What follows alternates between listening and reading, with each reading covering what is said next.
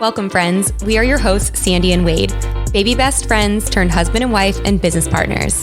This podcast is for the dreamers, the movers and shakers, and those who seek to attract their dream life. Strap in. Getting magnetic in 3, 2, 1. Like attracts like. If you see it in your mind, you can hold it in your hand. You just decide what it's going to be, who you're going to be, how you're going to do it. And then from that point, the universe is going to get out your way. This moment in time, this is your time to rise. This show is brought to you by Upstarter Podcast Network. Getting Magnetic is a part of a greater podcast network. Its underlying mission is to spread positivity in the world, to spread the voices of entrepreneurs and people moving and shaking in the world. So if you haven't checked out the other shows on Upstarter Podcast Network, head to upstarterpods.com or search Upstarter Podcast Network on any major podcast platform. Let's get to the show. So if you're anything like me, you may get to a point in your business where you feel like you need some one-on-one coaching, you need some accountability. Maybe you're ready to level up in your business and you're really hard on yourself and you feel like you need someone outside of you to help hold you accountable, to help you see those blind spots, to help you do that deep inner work and figure out like what are those limiting beliefs, what is holding you back, and just to help you overall blossom and become a better version of you. So a few months ago, I actually hired Kayla Kraft with Mommy Millionaire. I've been working with her, and she has an incredible program called the Millionaire S Society. So if you're an entrepreneurial mom who needs a high-level coach to finally break through without paying the high-level fees, this could be a program for you. So because you guys are loyal listeners of our podcast, Mommy Millionaire is offering you a 25% off discount on your first month of the Millionaire S Society. So head over to mommymillionaire.co/critides, CRITIDES, that's mine and Wade's last name, to sign up and take advantage of this amazing offer. Trust me, you're going to be thrilled that you did this. I'm fired up about today's episode. So many people ask Wade and I, how do you create community? How do you build a team where people want to be a part of it? How do you create a culture and a following and an influence where people want to be around that? Like, how do you do that? So we're going to kind of dive into that today. Yeah, I love the word culture and community. But like when I think of culture, it's very powerful. It extends beyond. It's like there's an ingrainment of certain values and certain movements within a culture. And I think creating culture wherever you go in any endeavor you choose is probably of the utmost importance, because we know, and we've said this before, but African proverb, if you want to go fast, go alone. If you want to go far, go together. If you have a dream, you need to build a team around it. And so with building a team in anything, it's creating that community and creating that culture to help that vision prosper. Yeah. And when I think about creating community, for me, one of the main words that comes up is passion, because when I think of people I look up to or leaders that I want to be around or people I'm influenced by, it's people that have passion. So I think there's a big difference between wanting to create a community for the outcome of what it could be, like what it looks like, or getting that status or getting that recognition, or like what's in it for me type of vibe. But when I really think about creating a culture and stepping into leadership and really just creating a community where people keep wanting to come back for more, it's people that are creating that are doing it unintentionally. Like Wade and I do it unintentionally. Like I shouldn't say, like we're intentional about it, but it's not like a focus. Like, how do I say this? Like it is a focus, right? But it's organic. It's organic. That's exactly what it is. It's very authentic. We just love our people. We show a genuine interest in people. That's who we are as human beings. And I think one of the main things, because people ask us this all the time, it comes down to leading with friendship, and it comes down to loving people regardless of what's in it for you. Does that kind of make sense? Yeah. And I think, when I think about you, and I know a lot of people ask you this, and that's how this episode was born, but how to create community and culture. Like, you are very organic at it, and you do a very good job at that, right? Intentionally, but not not like that's your mission. Like, I'm going to go create community. I think a good progression of this episode would be talking through and to like different communities and cultures we've been in, what we've gained from it, where we thought, maybe that's not what I want to do moving forward, and how we've come to this place of building, community and culture, how we approach it now. So what communities or cultures have you been in previously? And I guess, what did you learn from that?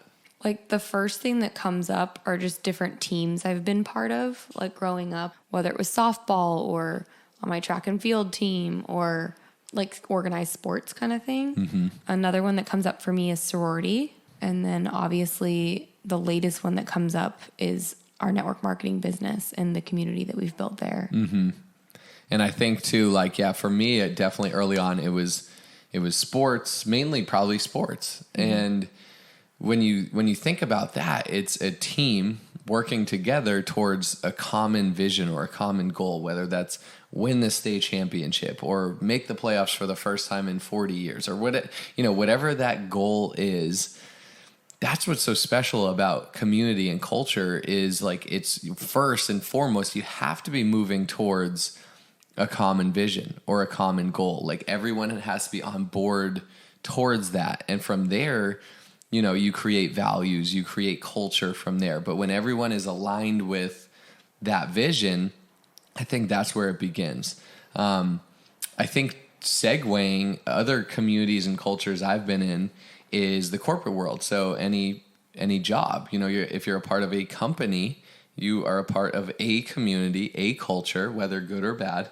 And I've been in a few different there, but I realized in working, in the corporate world, culture is everything. Like how the dynamic of the workspace and the culture and the values of the company and the people who work there and the leadership is like paramount into the success, I believe, of the company. Like the company can have a vision, but if you don't treat the team right, or you don't treat the employees right, or there's kind of a toxic culture, or it's all about the company and not about the people, it's all about the sales volume or the goals or whatever, and not about the people, that, it doesn't feel sustainable. And that's why you see turnover or you see different things. So I feel like I've gained a lot as far as approaching building a team, organic culture building, as far as our network marketing business. I learned a lot from the corporate world, and a lot of like more so what not to do almost, because it's more hierarchy. There's like a certain amount, and then there's not a lot of recognition, and it's very different than going out and building a team as it is like in the corporate world. One of my favorite things is connecting people in my life. Like when I have a friend that I love, and then I have another friend that I love, and I know that they would love each other, I'm like, these people need to meet. And it's one of my greatest joys, like when I introduce someone and they become dear friends. And even though I might have a little bit of FOMO if they hang out without me, like it just makes me so happy knowing like, wow, like those two people wouldn't have met had I not connected them. And then I think of like, wow, that's an extension of my community, and it's just thinking through like big picture when you're thinking through community and like the legacy you want to leave and the impact you want to make on people. It comes down to like, are you paying it forward and like spreading joy, right? When I think through ways of doing this, I feel like there's endless ways of doing this. I get asked this so much, like how have you built the community you've created? Like someone said to me the other day, I feel like people would drive through a brick wall for Sandy and Wade. Like people are so loyal to you. Like how have you built that? And I was like kind of frozen. Like that's true. We have built that.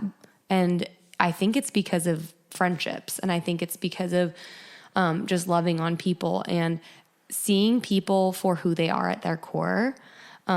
Something small that, well, I shouldn't say small, but something that I do, and I've done this since I was a little girl. It's like, I guess a superpower. I don't know, but I think anyone can do this. You can adopt this starting now. Is I've always been really good at like calling out people's strengths and what they're really like. I call out greatness in people if I see something amazing about them. Like so often we see compliments or like we see something in someone like, oh my gosh, like I love their energy. Like they always have this infectious, amazing, magnetic energy about them. Or I love the way they do this, or they have great fashion or great style, or they're such an eloquent speaker, but we don't tell them. We just like keep it in our head and we just have these thoughts about them. And it's the way we would describe them to other people, but we never verbalize it to them. So it's like, I make it a normal thing to verbalize, even though it can feel like a little bit awkward or vulnerable.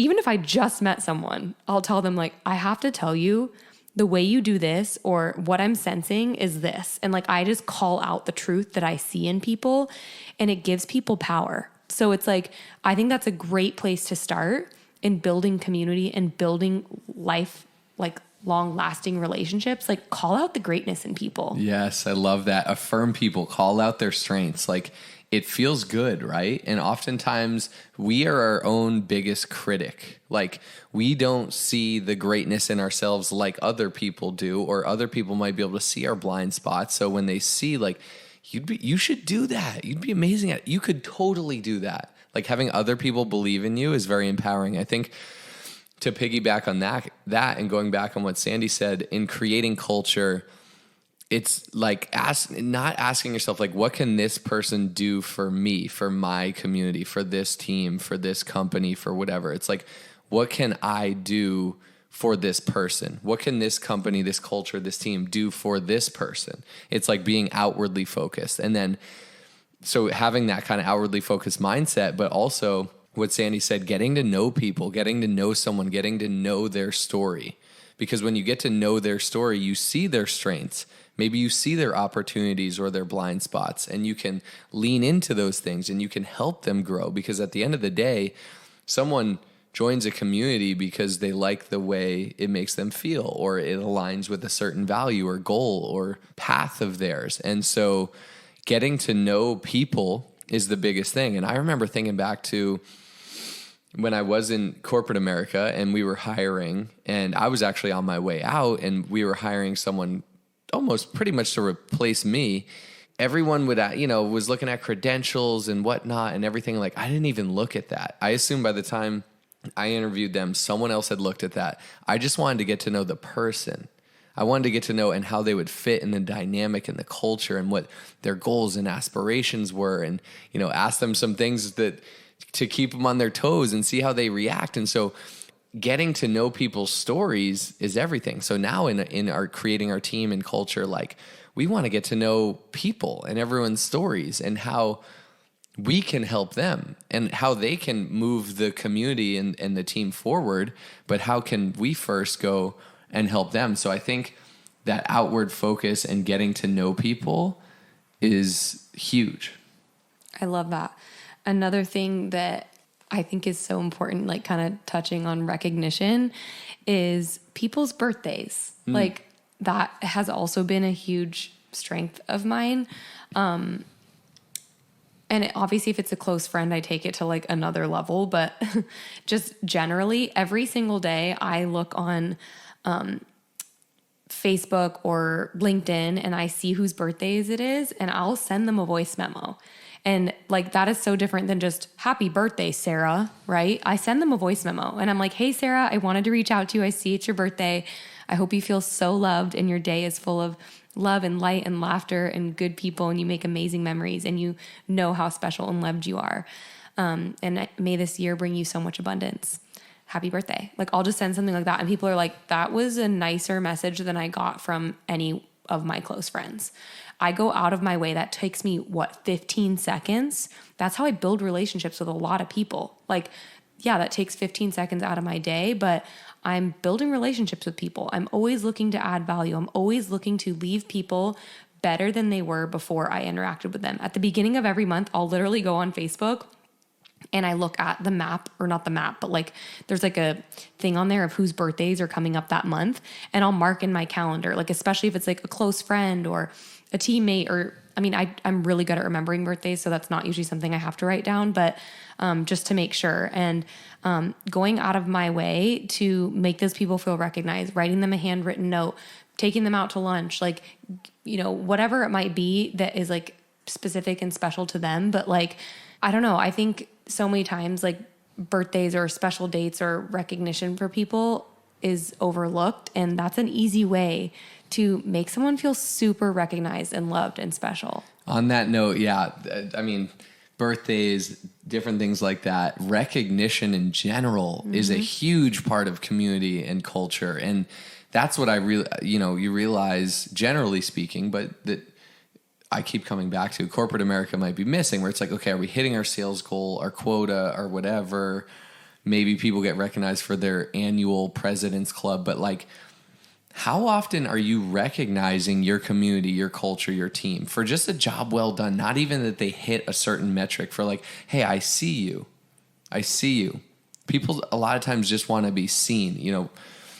People treat everyone as if they have a 10 on their forehead. That is how people want to feel. So recognizing people, one, for their hard work, of course, and hitting certain milestones, and continuously doing that, like monthly, weekly, whatever that looks like. Not over the top, but like genuinely, authentically recognizing people for who they are, for what they're doing, for how they're, adding or involved in your community and your culture is huge. That is one thing we've learned in network marketing that is such a missing piece, I think, in corporate America, is that recognition piece, is empowering people and empowering voices. Like, is your organization flat, or is there a hierarchy? Is there, do you have to go to the manager and your supervisor, and then to the VP, and then through to get to the CEO? Or is it more flat? Do you empower voices? Do you empower people's opinions where you can share and creative ideas can be shared, and it's not like, doesn't have to go through this hierarchical procedure? I think that is another thing, like people feeling like they're heard, like their voice matters and counts, like their opinions are heard, and they're a part of, decision making. They're a part of this community. You just saying that brought up for me. And would you say that building community is like vulnerable? Like, you have to be to build a strong community, like a key fundamental piece is like vulnerability. Mm-hmm. Would you say that? I think relatability, authenticity, vulnerability, yeah, those all combined. When I look at like communities I've been a part of that I've felt disconnected from or not fully a part of, I didn't know about like the leader's life. Mm-hmm. Or like the coach's life. Like, they weren't open about that. I was like, has this person ever been through anything hard? Like, they're very like much of a shell. Whereas when I look at communities or cultures or communities that I've would like do anything to stay a part of, it's like, I know those people's lives. Like, I know the highs, I know the lows. Like, maybe that's just me, but I love knowing the ins and outs of people and like the depth of them and their soul, like what makes them them. And I think that is a big part of building community, is being open about your life and your journey. And that is very hard to do in certain communities. Like, I can imagine on like a football team, like you probably aren't going there. Like, you probably aren't like talking about that. But in churches, like, people are very vulnerable about their past and what they've come through. Like, that's probably a big part of why people feel so connected in their, religious organizations and the leaders there and their communities around them there. So yeah, I think vulnerability is a big piece of it. It can feel really scary to show that side of you, like as a leader of an organization, or maybe like you're hoping to be the leader of an organization or the leader of a community. Like, it starts with being real about your journey and what you've been through. And I feel like that's why people feel so connected to us, because we're not hiding anything. Yeah, we're just like, we are fully Sometimes us. People are like I was putting something on Instagram the other day, and my buddy was like, oh, this is like something that's like private for me. And I was like, yeah, I see that. Like, that's really cool. Like, and I was like, I guess some stuff private for me, but like, I love sharing and just being open and vulnerable. And that made me think too, what you were just saying, one, vulnerability, right? Like, if you're thinking like, I'm going to go the extra mile for that person, for, let's say your boss, let's say you in whatever position, like your boss, you're like, I'm going to go the extra mile for my boss. Are you going the extra mile for your boss or for the person behind that title, right? Yeah. So it is coming back to the like getting to know people, their story, who they are. Like, that's what we do it for. It also made me think, our chiropractor and friend, Dr. Daniel Kimberly, he writes us like handwritten letters like almost every month, I feel like. And Expressing gratitude. Yeah, just expressing gratitude and or something relevant in our life, like we're pregnant or I'm doing an Ironman or a thank you for a gift or whatever it is. And your clients are a part of your community too and your culture.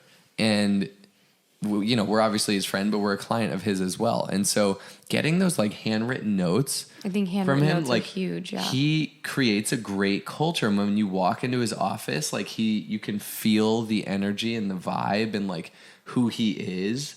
And I feel like a lot of times we're like, we go one, I'm sure it's doing good for our body, but like we go for that community and the culture and like our relationship with him and we care about him and everything. And so that is huge too. And that's probably a call to action. Like, gosh, when's the last time we wrote handwritten notes to people? All of us out there, if you're listening, like that is, I feel like a lost form of art that we got to bring back. Yeah. I think too, I love quotes. Like I just love quotes. And every once in a while I'll come across a quote on Pinterest or Instagram or something that I just love.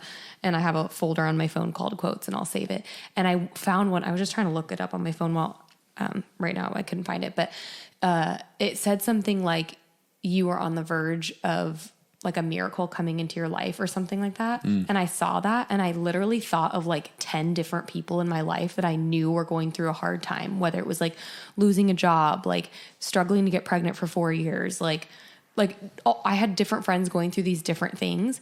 And I literally sent that quote after not maybe like, it was like really random. Like I just randomly sent that at like 11 p.m. at night. And every single one of them were like, you don't even know how bad I needed that. Like that was the absolute perfect timing. Like, thank you for thinking of me. So it's like something so small like that. What would make you feel good if you were going through a hard time or needing that little bit of extra encouragement? Or like Wade and I are really big into music. We'll make playlists.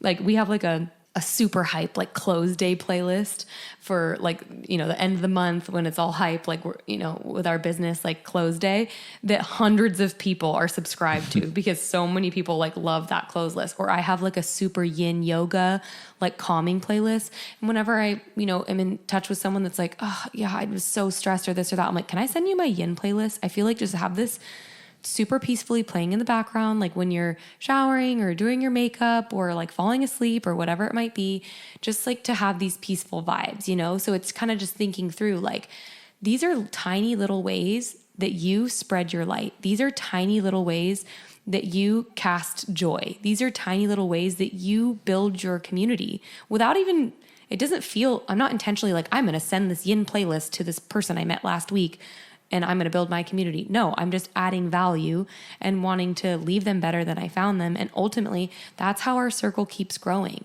We just keep adding value. Yeah. So moral of this story, in creating community and creating culture is really just about loving on people with no, expectation in return. Yep. So just love on people, get to know people, see people, empower people, their voices, recognize people and make them feel their worth.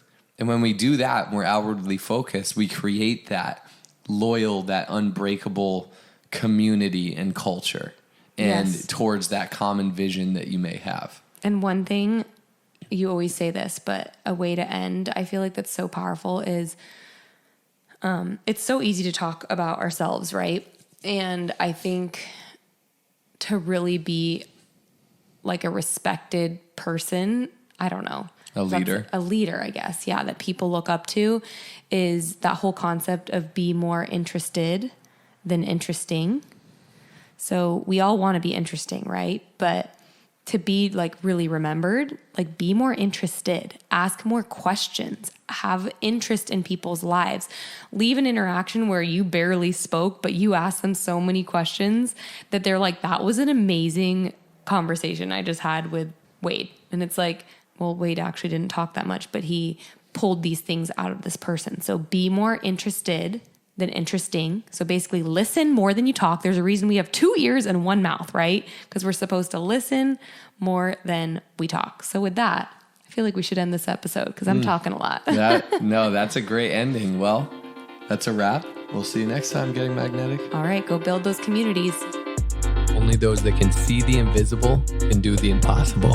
So remember, you are magnetic.